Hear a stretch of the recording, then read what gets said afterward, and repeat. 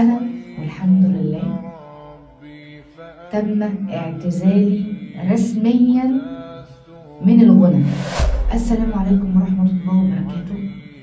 طبعا في كتير منكم قوي هيتصدم، بس أنا قبل ما أخش في الموضوع حابة أقول لكم حاجة. خطوة جديدة وحياة جديدة، مبقاش في حاجة اسمها المطربة منى أدريس، واي اغنيه ليا على السوشيال ميديا هحاول على قد ما اقدر واللي يقدرني عليه ربنا ان انا اعمله امسح الاغنيه دي خالص من على المنصات.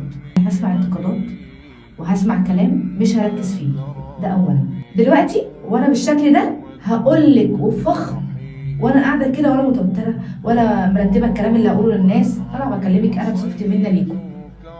مبقاش في حاجه اسمها المطربه منى أدريس دلوقتي، وانا لابسه كده ولابسه طويل بقى وواسع ومختمره بقى وكل ده. اقول لك مش هقول لك خديني قدوه، عشان القدوه دي كبيره شويه، قلديني. ربنا يهدينا جميعا. وحابه اقول تاني قبل ما اختم رسالتي، انا عشان بس ما حدش يقول لي انت بتهاجمي المطربين، ما انت كنت كذا كذا كذا كذا. انا مش بعمل ده، ماليش دعوه باي حاجه. انت شايف الطريق اللي انت ماشي فيه صح لنفسك، ربنا يوفقك وربنا يكرمك.